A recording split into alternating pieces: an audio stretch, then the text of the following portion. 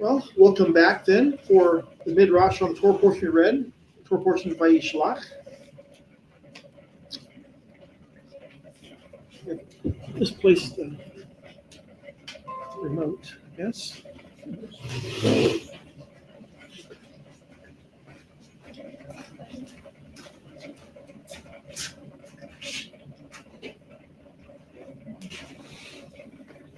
You didn't remote, where did you hide that? Right in front of me, obviously.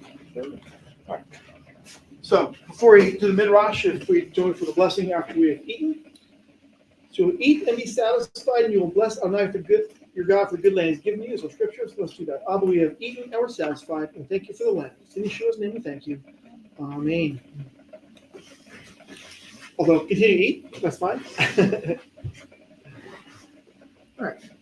Well, this is the Torah portion that we read.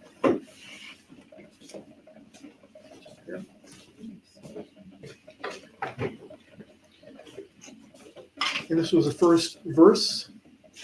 So I don't have a question of how many mitzvot are in the portion, but you can count them on one finger. There's one mitzvah taken from this portion. It's in chapter 32. Do not eat the sinew of the thigh. Now, what does the text say? Well, I don't have this. I guess I should have brought my Bible over also, shouldn't I? Right? I don't read it where it's worded as a command, but as a tradition. Yeah. Well, we talked about it. If you read the commentary, that kind of comes out. It says two primary tissues are forbidden in the hindquarters. The inner sinew, the sciatic nerve, which branches out from the rear of the spinal column and runs down the inner side of the animal's leg, is forbidden by Torah law, it says. The outer sinew, the common peroneal nerve, which runs across the thigh on the outer side of the animal's leg, is forbidden by the sages. So they say part of it is forbidden by Torah, part is forbidden by tradition of the sages. But the text is in chapter 32. Take a quick look at that and see if it is in fact a mitzvah. It is definitely one of the 613 that is applied within traditional Judaism. It says, it's verse 33 or 32, depending on your translation, if there's a 30. You just look at it, it says in verse 33, this is why, or 30, again, 32, this is why to this day the people of Israel do not eat the thigh muscle that passes along the hip socket, because the man struck Jacob's hip at its socket. Doesn't say it was a command there. No, it doesn't say it's a command. It does say that it was something that they did because of what happened to them. Doesn't make it bad. Right. But it doesn't make it bad that you don't keep it either. It doesn't. It is. It makes it a thing. Well, so the follow-on would be, well, if you do eat it, does that mean you're not part of the people of Israel? Because there's different sects of Israel that do different things anyhow. This is why, to this day, the people of Israel do not eat the thigh muscle that passes along the hip socket. That was in that day. Nowadays, they have a lot of different. We don't eat the tendon of the hip socket. That doesn't sound like a nerve either. The tendon of the hip socket.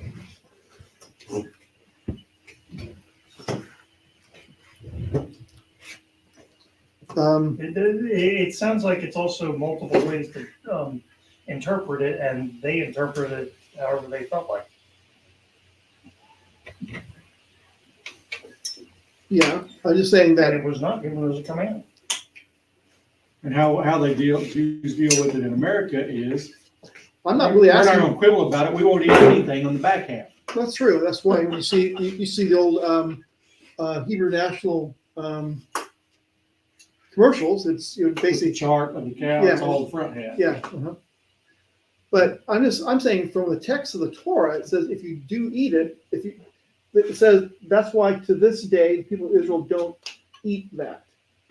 To that day.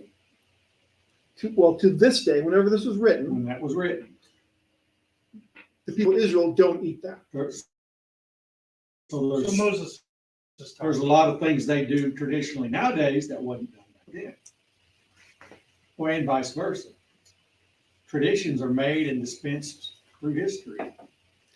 True, but I'm saying if you look at it directly from what it says, if this day, I mean, you can say that really is a tradition in Israel not to eat that even to this day. True or false? Yes. But you can't say for this day for every Israelite, that's the tradition. Exactly. There is somewhere later that the entire thigh goes to the priest as a way of offering.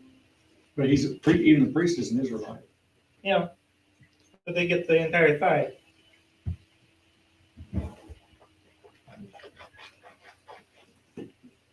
And they eat of it. But that's mentioning the two nerves, and this, well, mine actually says the tendon of the hip socket. There's a difference in a That tendon and a nerve. yeah, exactly.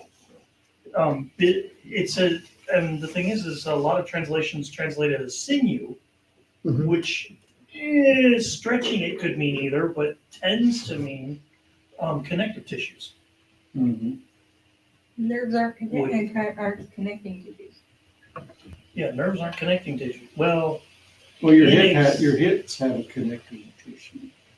yes, the Well, in the Torah, in the commentary, it says the inner sinew, and then it says, dash is really parallel to the sciatic nerves. What the commentary says.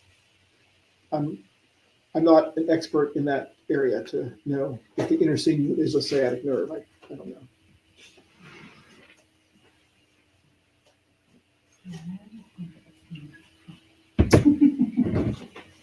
So our first verse of the portion contained a controversial statement in the sense that there is a word that can be translated as two different ways, right? Malachim, in this could be either angels or as messengers. And the article commentary looks at both views in the word. It says Malachim angels. According to Rashi, he sent real angels in order to both impress and terrify Esau. This teaches that righteous people are greater than angels, for when Jacob had the need of emissaries, he had the right to summon angels to do his bidding. But also says, according to another view in the Midrash and the commentators, Jacob's emissaries were human, where Malachim can be rendered either as angels or human emissaries. So, yes, the commentary is right. It's either angels or messengers. But an argument could be made for angels, because when you look at the previous chapter, right? The previous chapter said, well, the previous chapter was about having a dream and encountered with angels, and it says at the end of it, not previous chapter, previous Torah portion, that in the early parts of chapter 32, it says, the Laban left and returned to his own place. Yaakov went on his way, and the angels of God met him.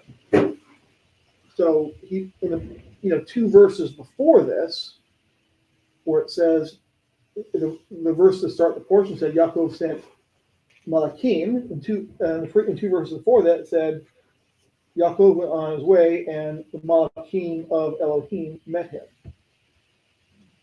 So context could indicate that they're actual real angels, and that's Rashi's view. It doesn't necessarily have to be that way, because we see even in ancient times or previous times they argue about what it was, but he sent some sort of messenger, and the instructions were basically do his bidding, do what he said to them. Well, in response to the words that his brother is coming with 400 soldiers, 400 mounted men, essentially, we see that Jacob was greatly distressed. And how does he reacts to that distress by coming up with 3 different courses of action.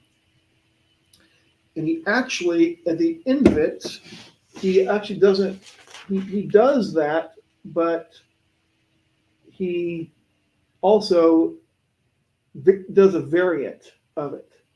So his first course of action is to divide the people.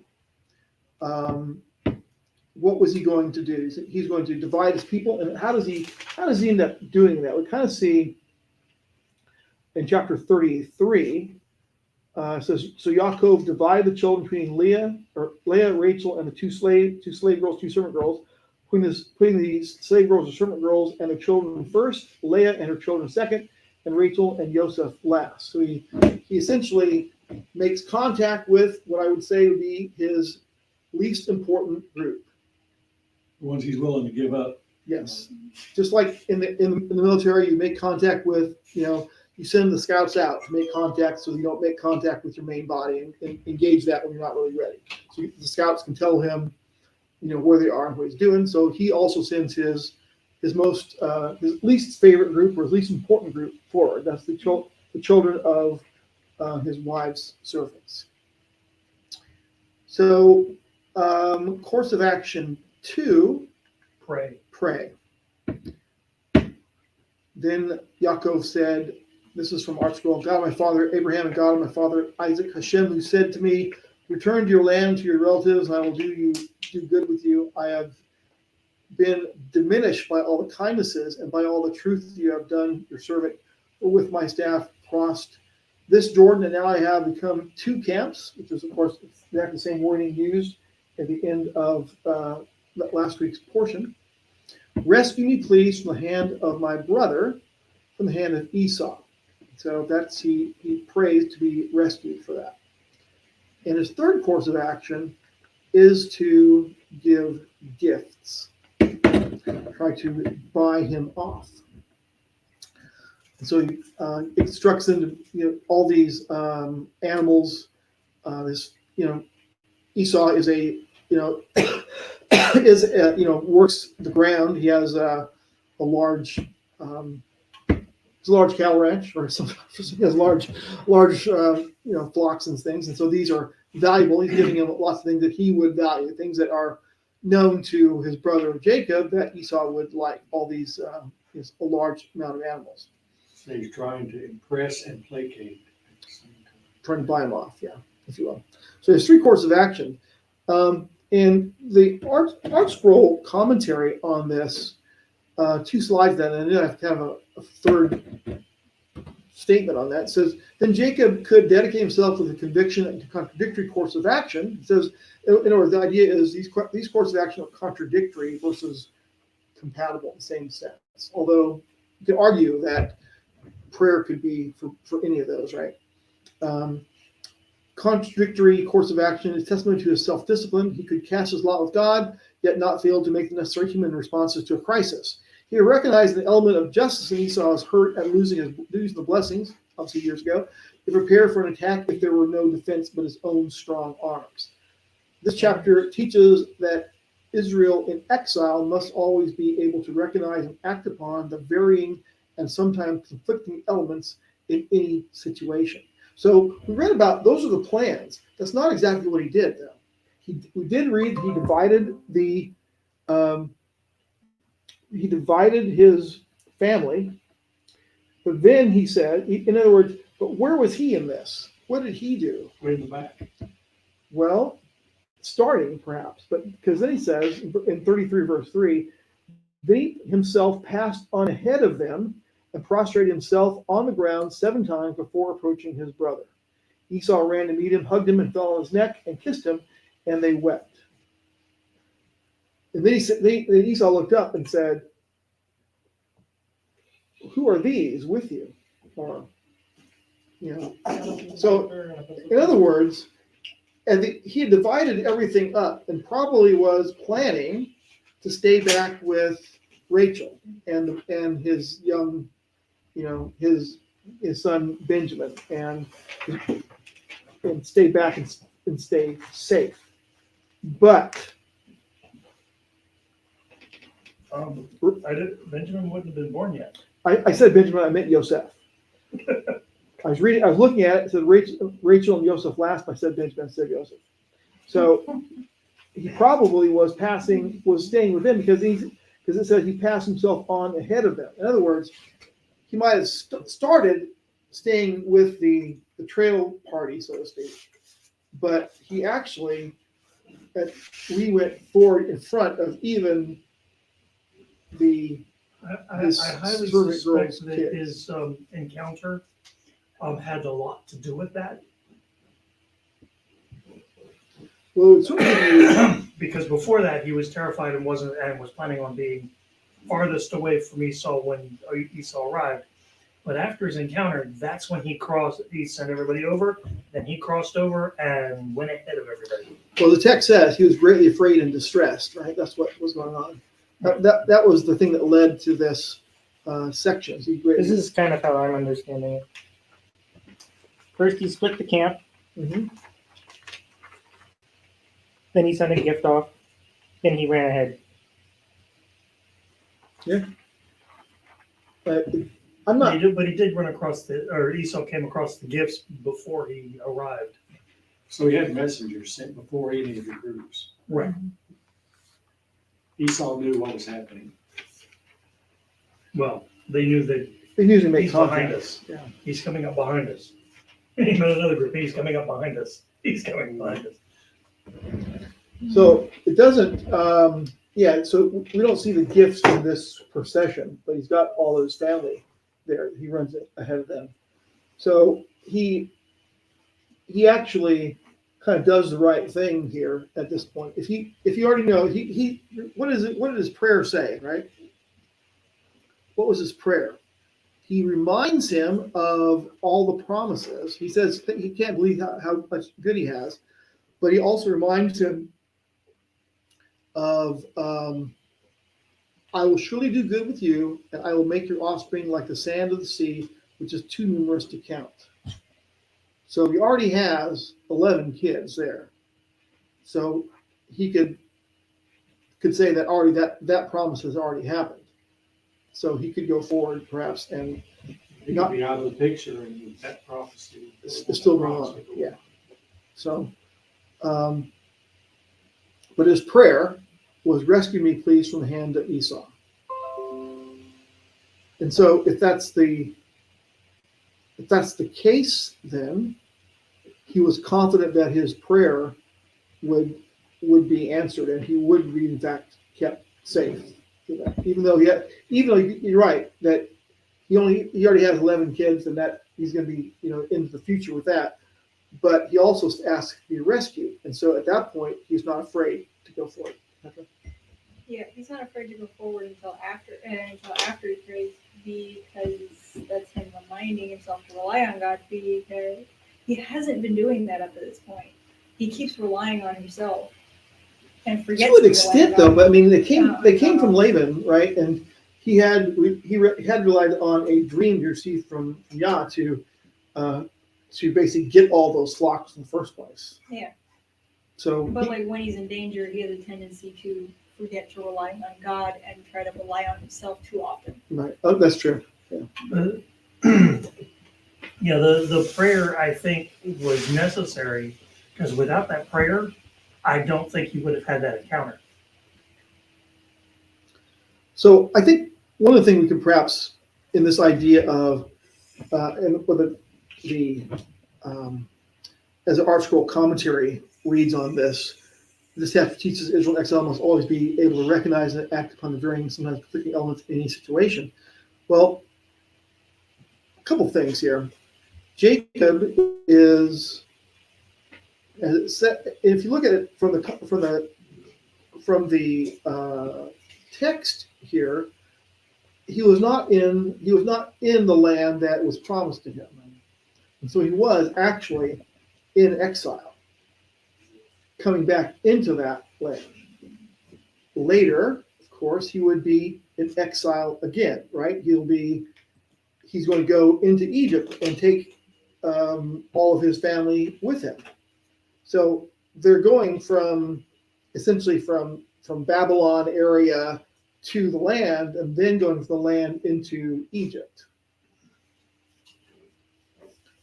And he's going to be part of that exile, and only be later, after he's dead, that he will come back with his bones. He'll be buried in the land, as the text tells us. But his children and children's children will be born in Egypt and have to make another move out of the exile. So Israel in exile is what we think of exile being, the diaspora now is exile, but Israel was being in exile several times in history. And Egypt started out to be a protected exile. Yes. It was because it was under the care, if you will, of the guy in the trail party, Joseph, right? The leader, the son in the trail party, his most protected element.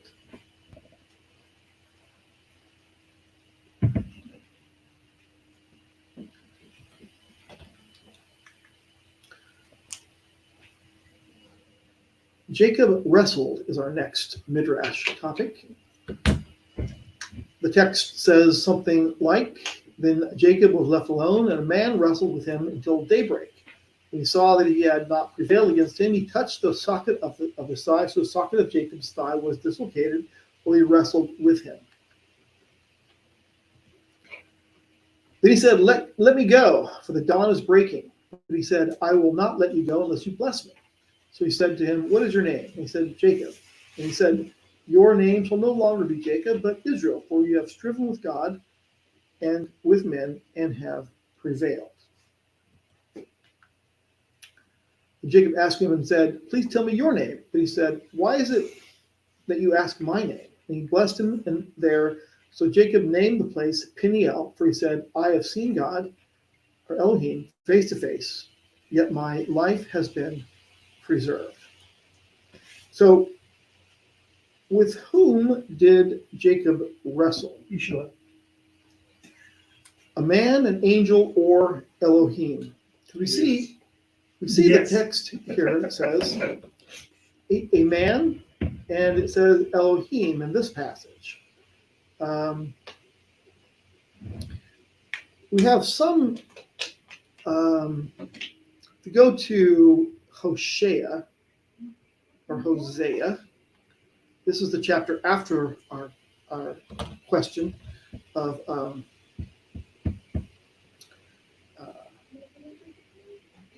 from the fun challenge. Ephraim is feeding on wind and pursuing an east wind. All the day he increases falsehood and ruin, and they make a covenant with Asher, and oil is sent to Mitzrayim. And Yud-Heh-Vav-Heh has a controversy with Yehuda to punish Yaakov according to his ways, to repay him according to his deeds. He took his brother by the heel in the womb, and in his strength he strove with Elohim. So that matches the Elohim from the Torah. But then the next passage says,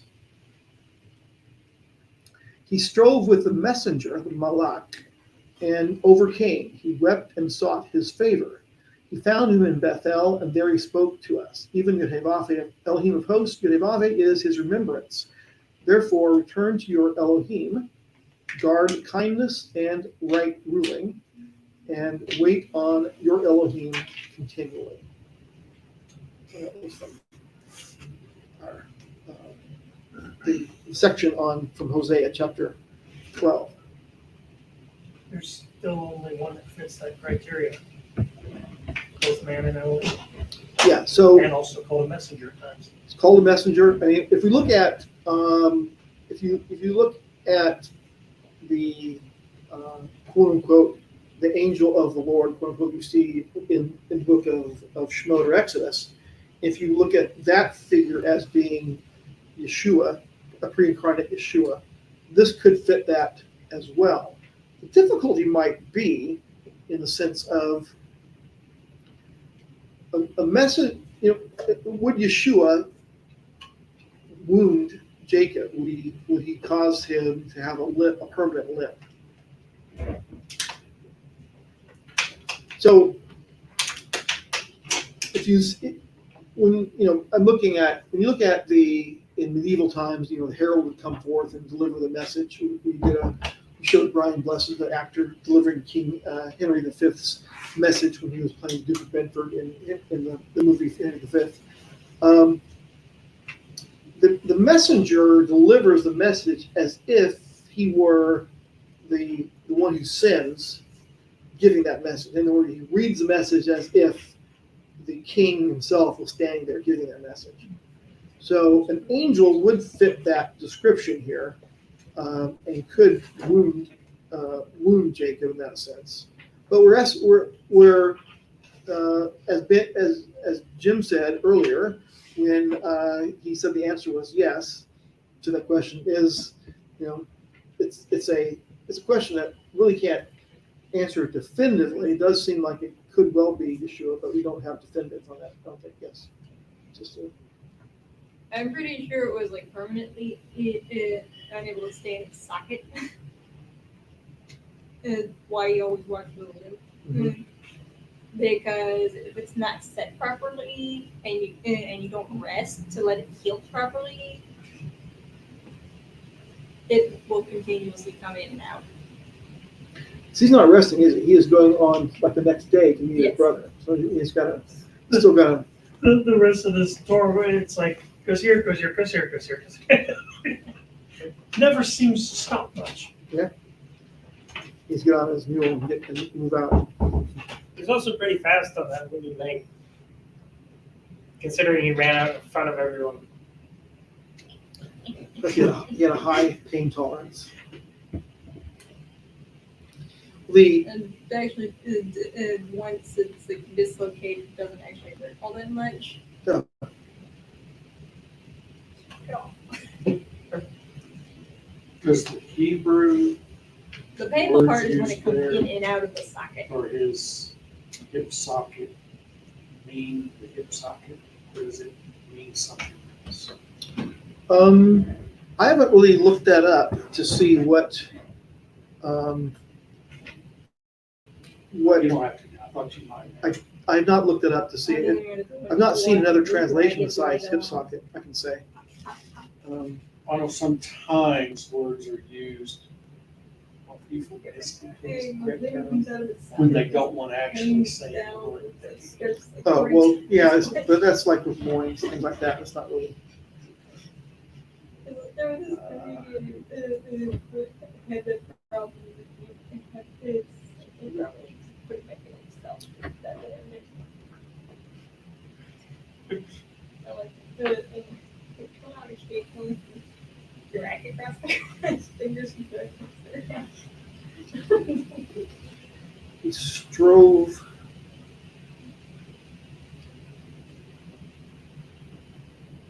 This is in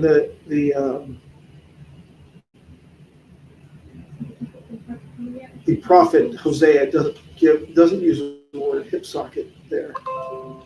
It's back in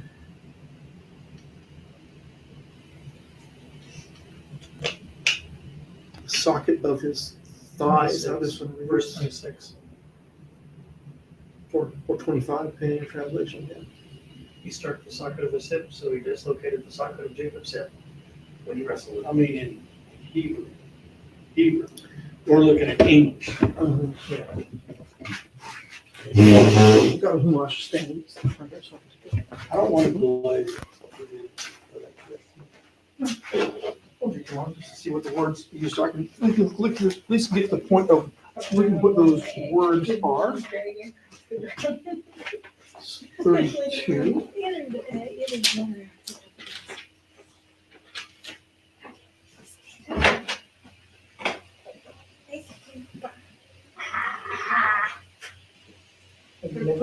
Try to smack it back in the plate. I love trying to slam it back in the place by landing. The humash interlinearly says the socket of his hip. It's Bekaf Yarko. Did they interpret that properly? That's what I'm saying. Without looking at the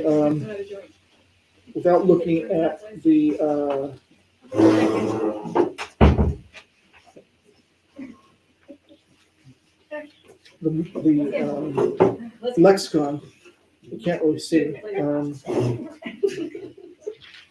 But the interlinear translates and as that way as the socket of his hip. So the lexicon would tell the precise. Probably, I would think so. To give at least how. I mean, remember Hebrew is not necessarily super precise in sense it's only one meaning, but That's it kind has of what I things. wondered. We think, we've assumed hip socket, that's what it says, maybe it means something a little different, like maybe something thigh or something, you know. Well, doesn't, I mean, the New American Standard translates it as the socket of Jacob's thigh. It does not use the word hip there for Yarko.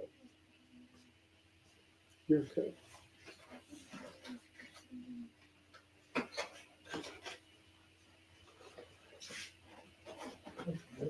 It's essentially the same thing. Hip and thigh. Thigh seems lower, but I think of a thigh as being a little bit lower, but a thigh doesn't have a socket either. That's good. Thigh Yeah, is the only, thigh the is only the upper socket leg. there is the hip. And If- the leg connects. And that really is a question if bakaf means socket. Yeah, you can look it up. I mean, I don't have the lexicon handy here, but you can look it up and see where else bakaf might be and see how it's translated elsewhere there. I mean, I know the English word socket is used when you're building the tabernacle, so it may be similar use there. Because if he ran, that's what question, maybe question, if he ran ahead of him with a broke socket in his hip, how could that happen?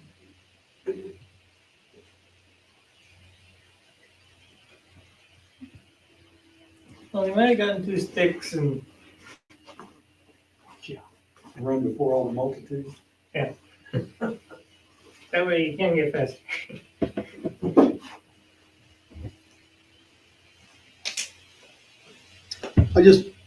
I'll bring this up this is what the Targum Jonathan says, an angel contended with him in the likeness of a man. In other words, where the Hebrew text says it was a man that wrestled with it at first, the Targum tells us that it was an angel in the likeness of man. I could go for that, I think, a lot more than, there was some glowing being with wings fighting with him. Mm-hmm.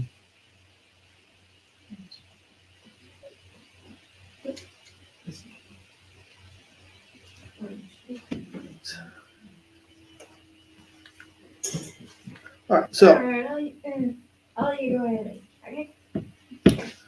Turn. Who are you? Wrestle.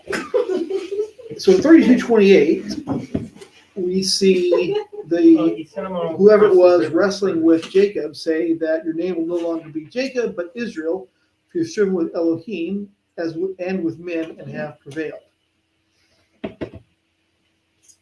Driven with men, was he talking about, was the quote angel talking about himself as a man? Well, that's a question. I thought he was talking about guys like Laban and guys like, Esau would be. He's striven with them, or he's striven and he's going to strive and will prevail, which may have also emboldened him to ultimately move out and take the lead in his path. But what I want to ask about is, since Israel is called Jacob in Scripture after this event, what is the meaning of the statement? Because we don't, I mean, for example, we don't see Yehoshua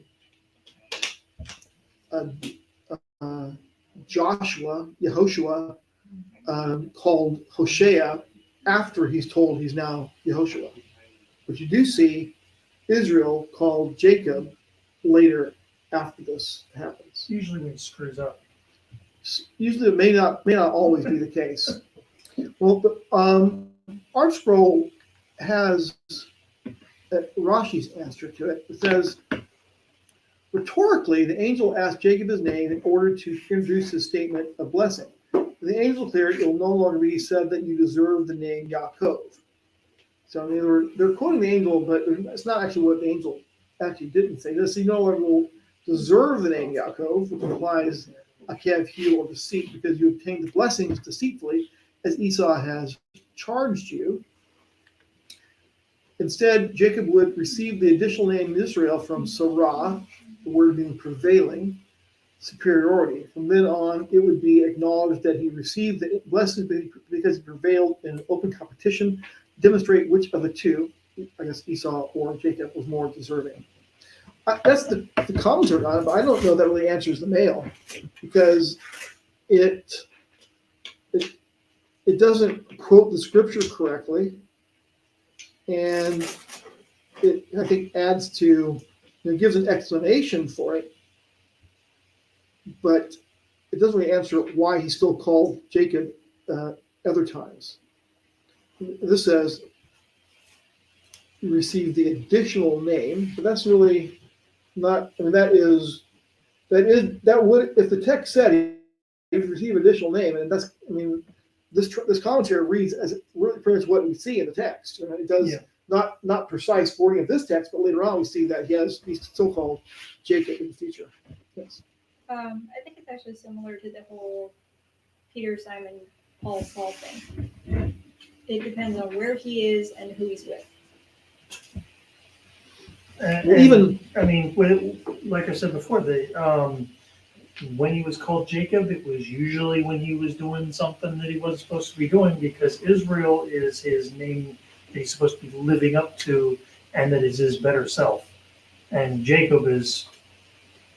Well, but in the prophecy we read today in Obadiah, they're doing well. They're wiping out Edom, and it's not Israel is a fire, and Ephraim's a flame. It's Jacob is the fire, and Joseph is the flame.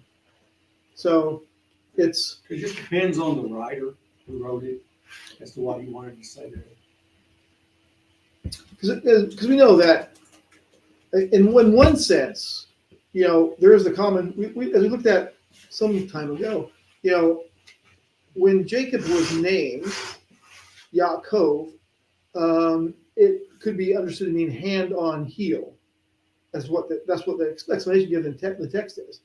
Esau interprets it as usurper or deceiver, but our text says when he was named, it says he had his hand on his heel, so he was called Yaakov.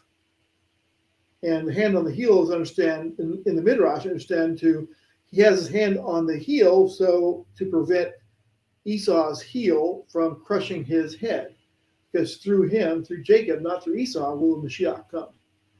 So he is at that point preserving the line of Messiah, because he's stopping Esau from crushing his head, because Esau always wants to crush his head. Or Edom wants to crush his head. And that's why I think that again, it may not be literal. I don't think it's literal necessarily, but we see that enemies of Israel are often called Esau, whether they're really Esau or not. When you see later discussions and you see Esau in the text, some of the traditional rabbis from generations ago would say Esau in this context means Rome, for example. But it's as if Esau is kind of like a place name for enemy of Israel, one who's trying to crush Israel's head, so to speak, and not necessarily literal Esau. Just like some of the titles, like for example, Abimelech, my father is king. That's a title, really not necessarily a name. So Esau, in that sense, is like the title of anti-Messiah or anti-Israel. Could Jacob be his name, and Israel is the title? Yeah, Jacob is his name, what he's named with, and that could well be an understanding of what we see and how it's actually used in in the rest of the scriptures.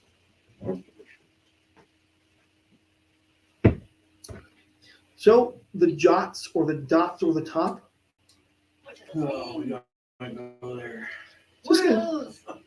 just shortly. Vayishkeheyu, and he kissed them. Look in the text of the Chumash or the Torah scroll. You see dots over the 7 letters of that word. I finally figured out how to get a translation, sort of. It was the cough peg, right? That was the hip socket. The kaf, yeah, Beit, kaf, fe. Okay, because it's down a little bit lower. It's just cough peg. There's no bait in front of it. Well, in the text, it's Well, in the text, yeah, the first time it says cafe, the second time it's bait, or the first time it's bait cafe, the second time it's cafe. well, it's because the bait is there because it's in the socket of his hip. Bait means in. Yeah, In or in a through. spoon. Excuse me? Translates as in a spoon. The cafe translates as Wait, is that tablespoon. also for some the reason. translate? No, cafe is like Honduran cafe, right? Uh, Oh, that's not what to translate. That's something. That's spoon more than Hebrew. But it His doesn't- spoon. His tablespoon. Not Yeah. in Hebrew. So it's not in a spoon in biblical Hebrew. You gotta look for. it doesn't do biblical Hebrew. And you go to a Torah scroll that you're reading to. That's where you're reading. That's where I found it. Thank you for diverting off into that. I really do appreciate it. It's fun. It's a midrash. It's what we're supposed to do. Yeah, but sometimes the emphasis is on keeping the wheel rolling. Wheels? We only have square things here. Anyway, so the text here for Vayishkeheyu,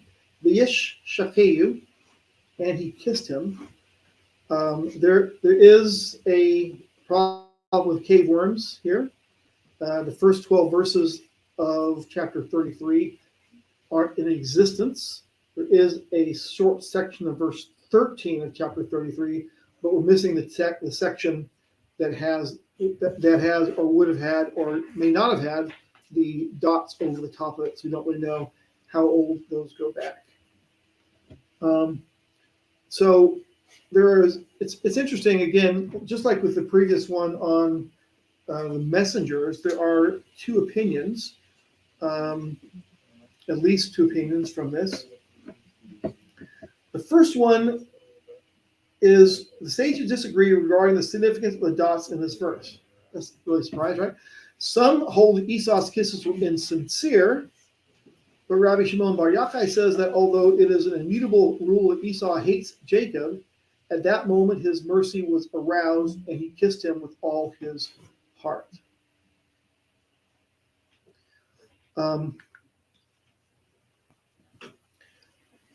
Then they wept, falling above you, that Esau was generally moved by the sight of Jacob. Rabbi Hirsch comments that one should not cry unless he is generally moved, for tears flow from the innermost feelings. Esau's kiss, accompanied by tears, proved that he was more than a selfish, violent hunter. He too was a descendant of Abraham, who was capable of setting aside his sword in favor of humane feelings.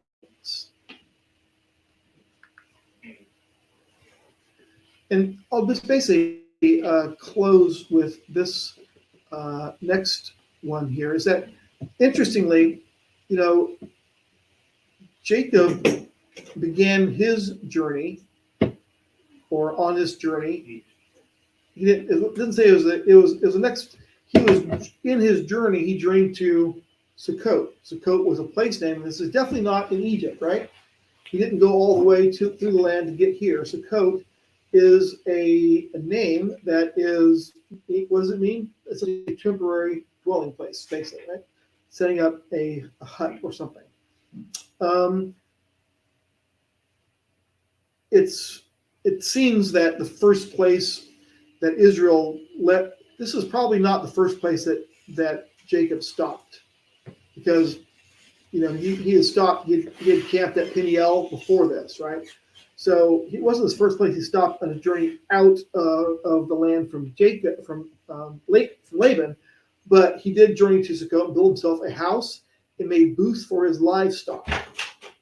So just as Israel can leave one part of exile and go to the land and stop at Sukkot, he does, as Israel will do, the first place they leave when they leave Egypt after coming in contact with the angel of death had went through. So let's see. So we're gonna go ahead and go to. That's right. Change your garments, chapter 35. So Jacob said to his household and to all who were with him, put away the foreign gods which are among you, and purify yourselves, and change your garments. So it seems so matter of fact that they're saying this, but it seems to be. I mean, it shows me that they hadn't been stationary very long, and they had started to collect foreign gods. And It's pretty evident they had them. whether it was a direct family or servants of the family or whatever, there was to his household and all who were with him. Yeah. So all who were with the household. yeah, Could be servants. we know that Rachel stole Laban's idols, but he's saying this matter of factly: put away your foreign gods which are among you, and purify yourselves and change your garments. Which is wasn't something that was hidden. it wasn't something that was exactly. So there's these parallels we're seeing. Sukkot was a parallel, but also this, because when Israel was before the mountain, and I said to Moshe, go to the people and consecrate them today and tomorrow and let them wash their garments. So before they would receive the 10 words from Mount Sinai, they're told to wash their garments. And it's the same sort of thing happening here. Jacob's about to go into the promised land. Purge all the idols. Purge yourself of all the idols before you go in. So those idols are not allowed to be in the land. In other words, it's as if you're coming out from exile. When you're in the exile, when you're in the diaspora, you have idols, and it's common. Now going into the land to this place that's kadosh, get rid of your idols. Time to purify yourself. Purify yourselves, yeah. And wash your garments. It could be purifying yourself. Change your garments, as it was in this section. Wash your garments in Shemot. It could well be an idea or you looking forward to mikvah oath.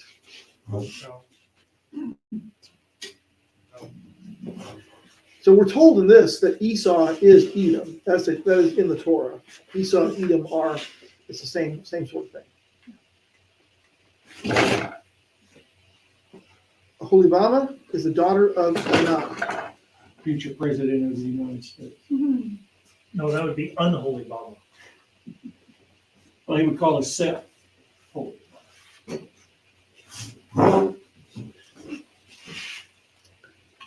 So it's kind of interesting that Anah can be translated as rape.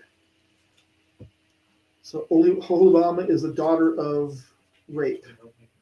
Because rape is what Shechem did to not Diana, but Dinah. All right, and so that brings us to questions. What are your questions? Earlier we were talking, Ben, you said you had some things to bring up for the Midrash. What's I was noticing something in the list of chieftains. The last segment of chieftains, 2 of the people listed were both female. Really? Thought that was interesting because it had mentioned them earlier and said This was the wife of Esau, actually. The old Olibama. She was listed as one of the chieftains, and so was Timnah, which was, it said that, and his daughter name was Timnah. It could have been kind of like today, some with the same name. Other people, same name. But usually they don't name girls boys' names and boys' girls' names. So maybe that was a either or name. I don't know.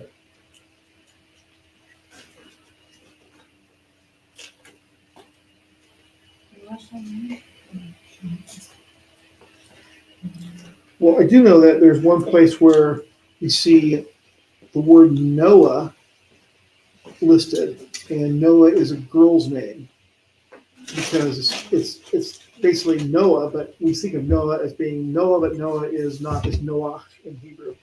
But Noah with an H, not a het, is a girl's name. I don't.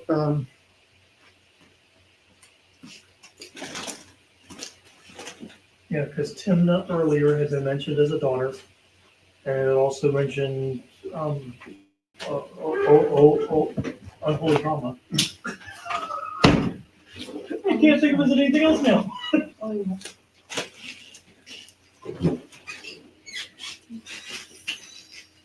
Oh, and I got some additional definitions for the Kaf Fe or Kaf Fe. One of the other meanings is Cape, Point, Headland, or promontory.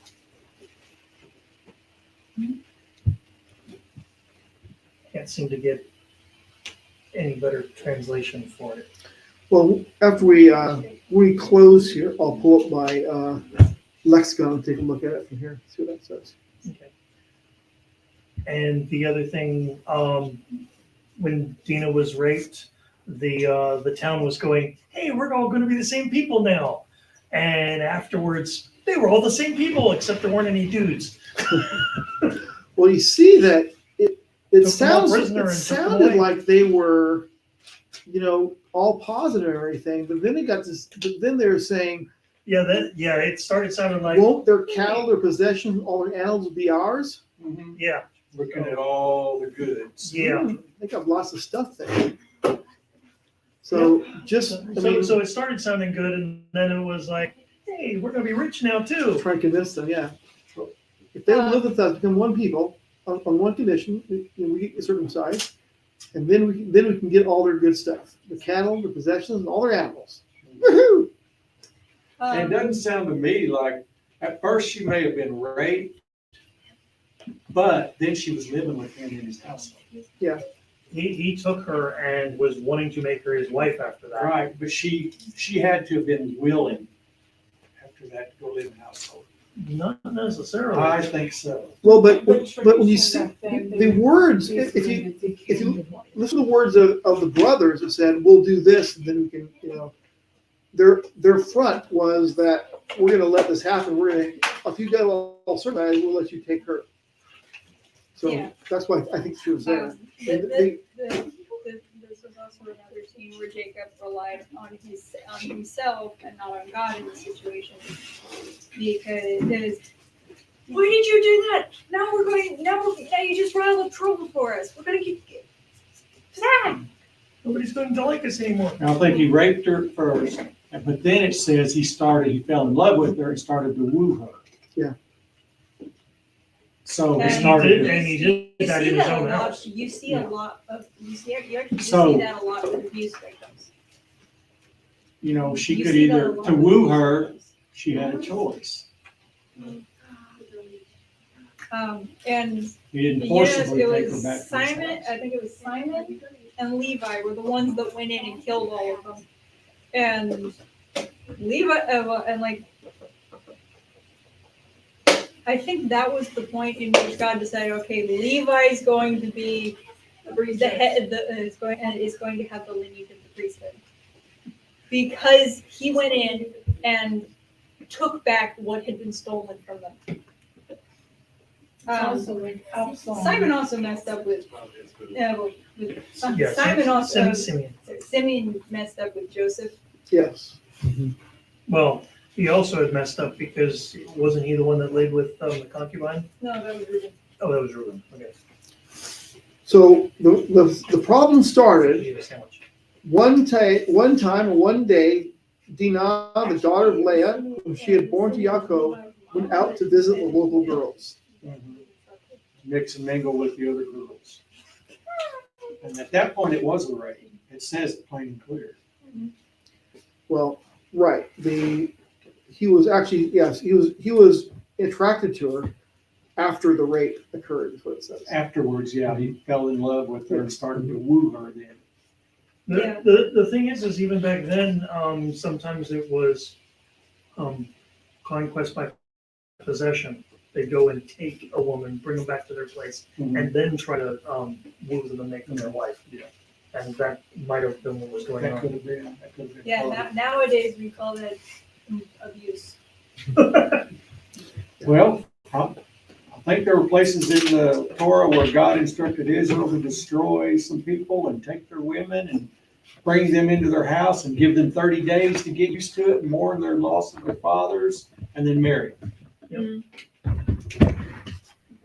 Well, they're not your servants. They're not your captives. Right. They're your wives. But you could say that. all their goods, similar all to their that. animals, all their people, or all their women and children. Also, And became part of the group. Mhm. there's also the idea that if you have illegally taken someone, not necessarily raped them, that means you're married to them right away and have to give the bride price. Right. If the Well, father, because he had raped if her the father first, accepts it. You're right, definitely but because he had responsible. raped her first, it was a whole different ballgame. Yeah. If he had That's tried to what- woo her, that would have, I mean, if he tried to woo her from the beginning, that would have been a whole different ballgame. But he raped first, and it was like, then it's like, oh, I enjoyed that, I want to do it some more. Let's do it legal. Well, that probably wouldn't have been, I would venture to say it wouldn't have been his first rape. Yeah, that's a regular. So it's not that he enjoyed it, you know what? It's just he fell in love with her. And with that, we'll And close. it's So more legal? let's pray. Thank you for allowing us to midrash and to chew on your word. Thank you for all the blessings you've given us. We thank you in Yeshua's name. Amen. Zach, you want to take a picture there? Do you want to take a picture? Abdullah or not? We've got the stuff. Do it. Okay. You want to do it?